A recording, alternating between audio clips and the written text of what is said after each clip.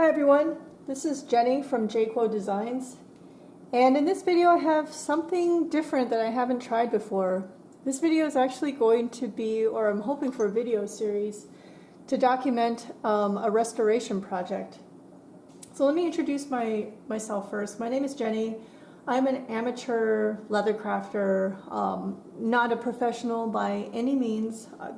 Leather crafting is my hobby. So I've been making small leather goods since 2012, although there were many years of long breaks in the middle. And then in 2017, I picked it up again and I actually started to make larger items. And so at that time I made an all leather work briefcase that I now use for all of my work related travel. And then since 2017 I've been making other larger items like totes, and I've got that mini duffel video that I have on my channel as well. So as a hobbyist, I'm always really curious about how other manufacturers make their bags, especially these manufacturers that have been around for a long time. And on top of that, I've always been a huge Louis Vuitton fan, and I can't even tell you why, because I don't own any items from Louis Vuitton. The bag that you're seeing right here is actually the first item I have ever owned from Louis Vuitton. I don't know why. I watch lots and lots of YouTube videos on Louis Vuitton. I don't have many friends or family who have these types of bags, so I can't tell you where that fascination comes from. I think some of it might just come from the allure of the history of the company and how they got started. But as an amateur leather crafter and a Louis Vuitton fan, I've always wanted to own a Louis Vuitton bag, but I could never justify for myself spending the amount of money that is required to buy a new bag. So what better way than to go off the pre-loved market and buy something used that does fall within my budget. And then as the leathercraft hobbyist, I can learn something from how they make their bags, how they construct them. I get to own something, and then I get to practice restoring a bag. So that is the idea here. So once that idea kind of set in, then I was on the pre-loved market starting to hunt for what kind of Louis Vuitton bag design that might be good for a first project. So I had a criteria on the design. Because this is my first ever restoration project, I needed something that was simple.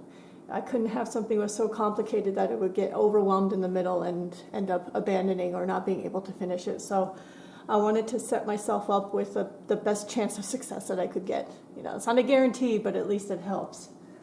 So some of the criteria for a simple design, for example, is I didn't want any bag with piping in it. There's a lot of Louis Vuitton bags that are used out there that need piping replacement. I just don't have the experience. Maybe later down the line, but for a first project I wanted to avoid that. The other thing is I didn't want any kind of hammered hardware like rivets or grommets, because although those are always easy to take apart, but to be able to salvage the original rivets and to be able to reuse them, because usually they have logos stamped on them.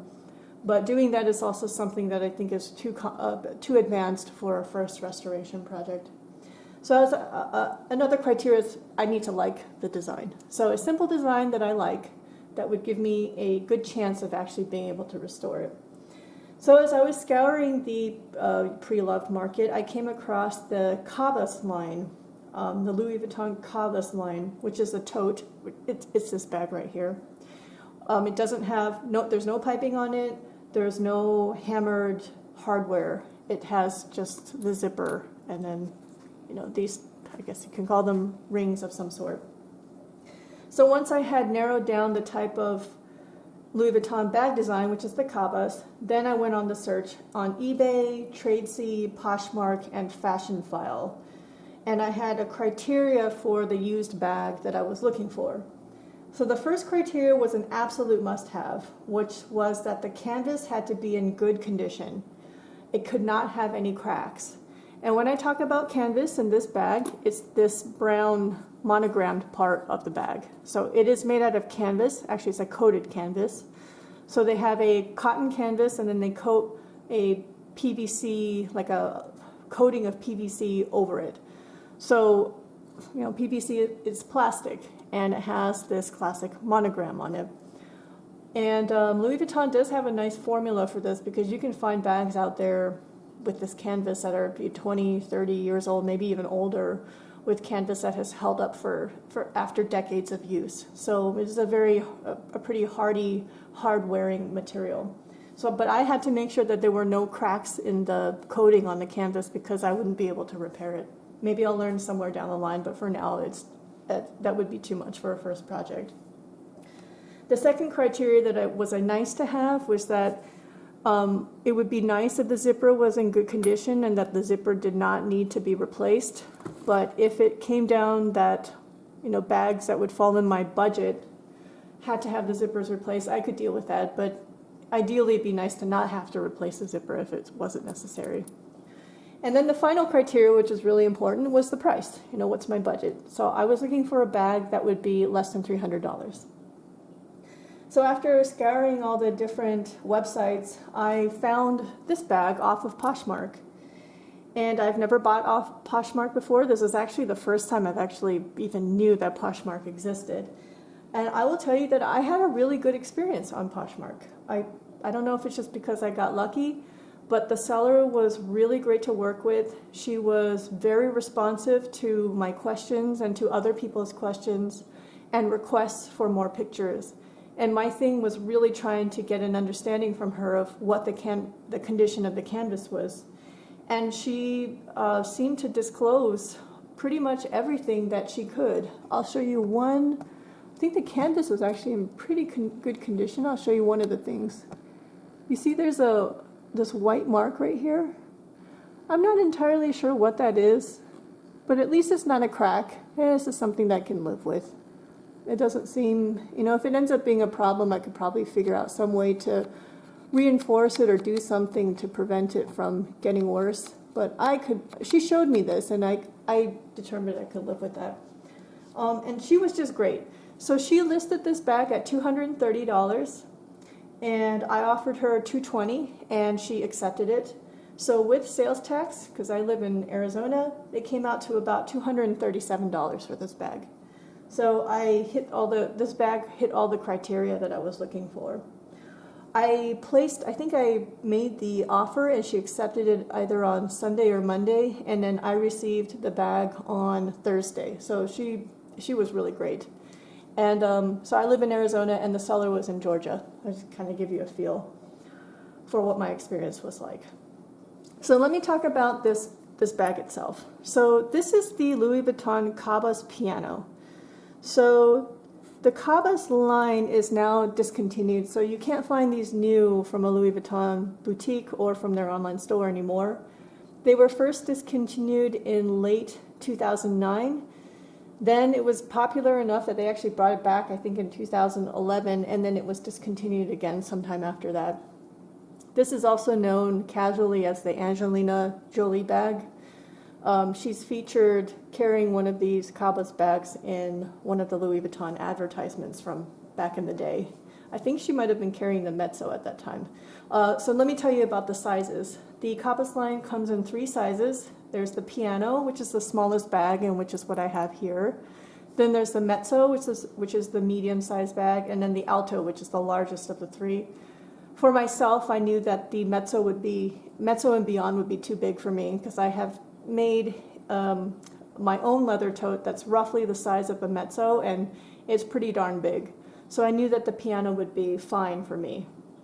So this piano, let me tell you about the dimensions. So the bottom of the bag, if you were to just measure it like from here to here, the base, is roughly 11.5 inches wide. And then the top of the bag, the width of it, when they're just lying flat like this, is roughly 13 inches wide.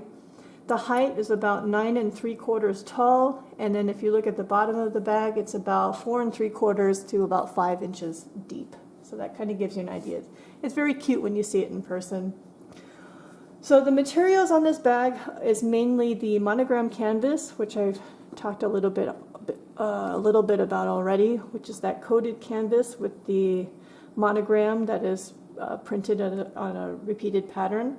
And then this untreated cowhide leather, which is either vachetta or vachetta, and I'm just going to pronounce it as vachetta. I don't actually know what the proper pronunciation is, but it's just this untreated cowhide leather. However, there's lots of untreated cowhide leather that is out there. Probably typically call it belting leather or even tooling leather. This one that Louis Vuitton uses is a little bit special, and there's actually a vendor that carries this kind of vachetta leather, and let me just read it. I'll talk about the vendor in a moment, but let me just read to you what's different about this vachetta. So this vachetta luxe comes from France and is specially designed to develop a gradual patina. Vachetta luxe is a special vegetable tanned leather used by some of the luxury brands for its amazing patina. It comes with a special coating to help age the patina at just the right speed to give the golden brown look. So the Louis Vuitton, this nude leather is known for developing a nice honey patina over time, a nice that golden honey color. And that is something special about the leather that Louis Vuitton uses.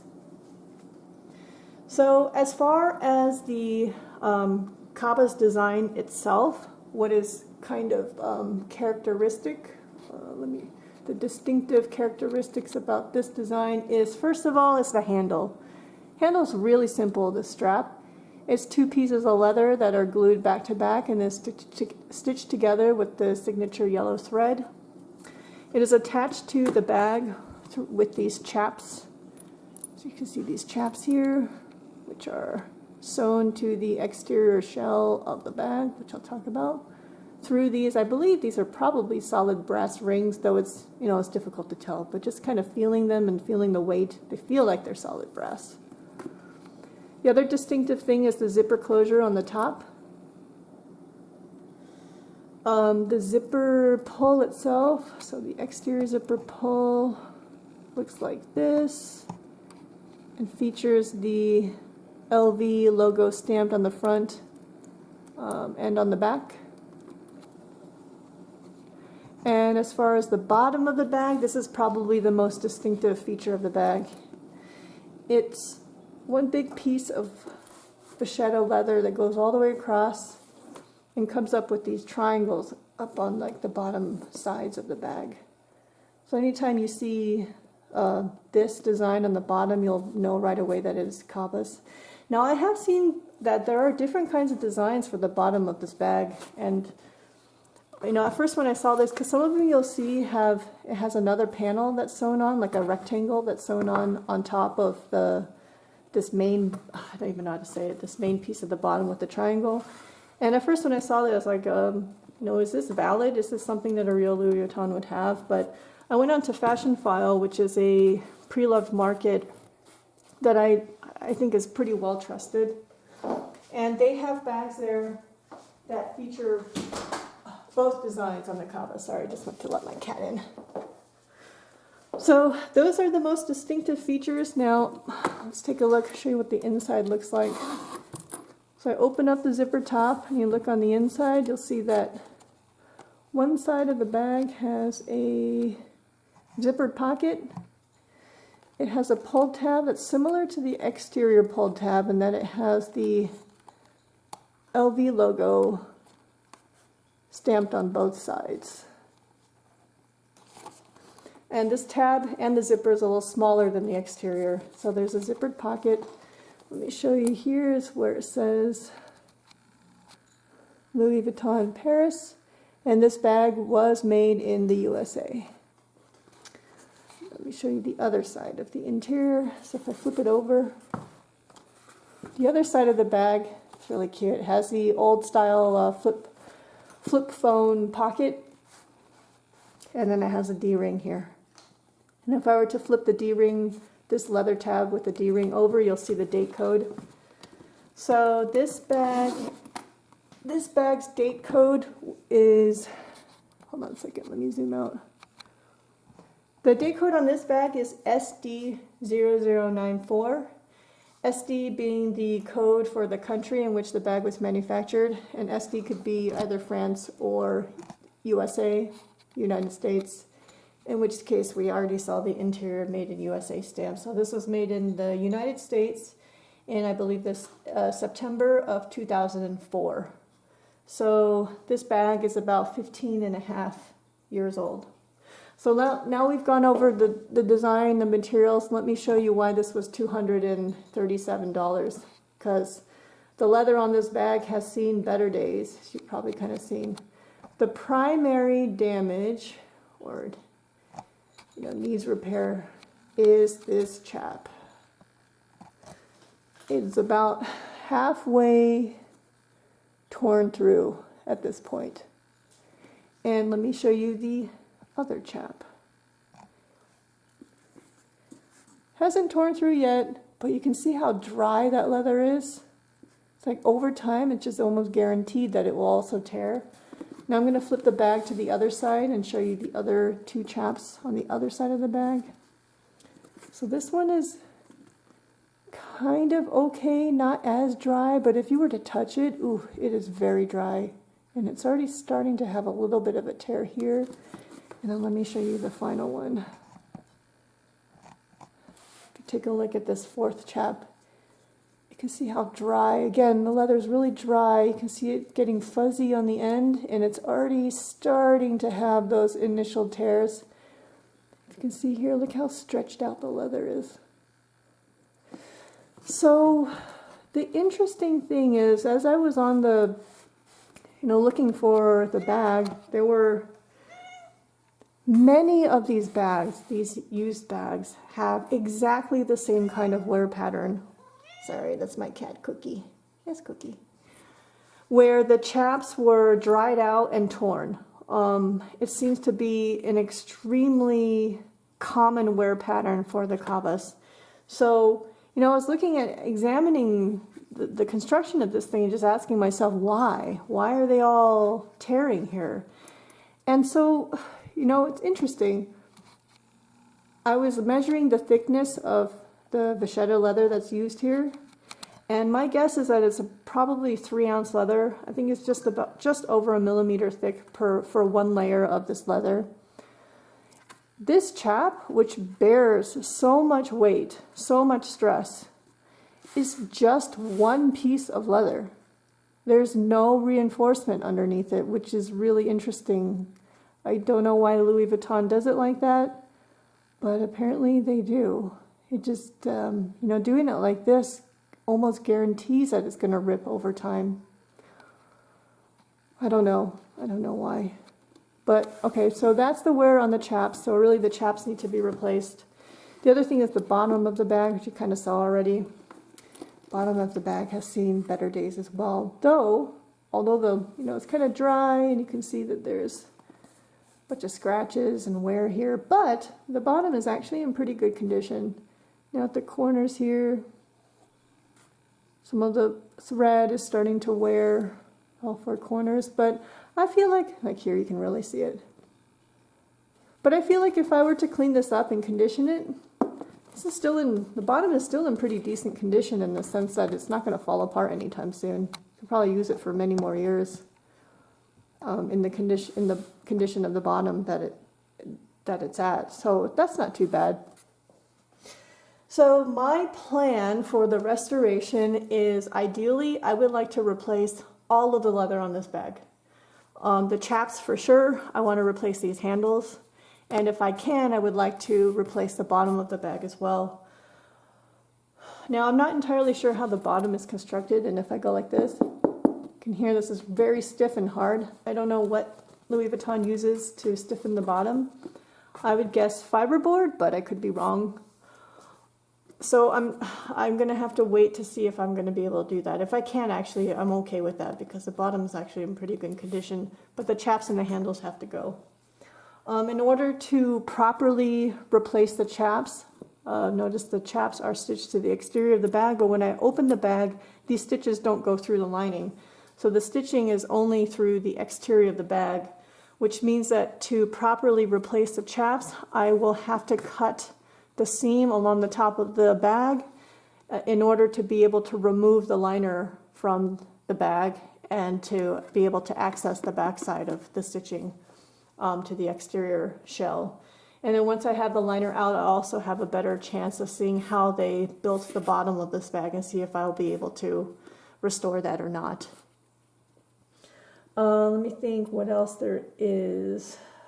I'm not going to lie, I'm going to be pretty nervous when I take a razor blade to the stitches here. There is a cobbler, there's a channel on YouTube from a cobbler named Steve called Beato's Leatherworks. I'm a huge fan of his work, and he not only does amazing shoe repairs on his video, he also on his channel, he also does a lot of bag restorations and bag repairs, which include Louis Vuitton bags. And fairly recently he had posted a video on doing a repair for, I think it was a Cabas Mezzo. So I've been watching that video on repeat and trying to pick up as many tips as I can from him and kind of watch how he does it. But wow, he just takes his box cutter to these stitches without any hesitation. For me, I'm so terrified that I'm going to damage the canvas in some way, but I'm going to try it. I'm going to try it. And so I am hoping to, oh, let me just mention about the materials. So the vendor that I use that carries this type of vachetta leather is Rocky Mountain Leather Supply, and I've been using them for quite a while. They're wonderful. They're very quick. They carry a lot of great supplies and tools and materials. They carry this kind of leather, so I'm going to order a panel of the vachetta, the French Luxe vachetta leather, and I'm going to use 4-ounce leather rather than 3. So I'm going, and 4 ounces is roughly 1.6 millimeters. Again, this is 3 ounces and about 1.2 millimeters. So I'm going to use slightly thicker leather. They also carry, I actually emailed them to ask if they knew what kind of thread that they carry that would be the closest to this. And they responded with some tips. They have other customers who are ordering who are doing similar things, like trying to restore Louis Vuitton bags. And they recommended, now forgive my pronunciation, this is French, but I think it's called Fial Chinois, the yellow, and it's a waxed linen thread. And I'm going to try the heaviest weight for the thread, which is the 332, I think it's 332, which is 0.77 millimeters on the thread. And they also recommended their twist thread in dark brown for the thread that is used to stitch the canvas. That one I would like to order the 0.55 millimeter. So I'm getting my thread in 2 colors and the vachetta leather from Rocky Mountain Leather Supply. And my goal is to record the process of doing this restoration. So this is just the first video in the series as an overview and as a record of what this bag looked like before I take it apart, because I really hope that when I take it apart that I'll be able to put it back together again. But I will try to video and record as much as I can. I hope you found, and whoever's watching this, I hope you enjoyed the video, maybe found it somewhat interesting, I hope. But I appreciate you following this journey, and I hope you have a wonderful day or night or morning or evening, and I will be back. Take care.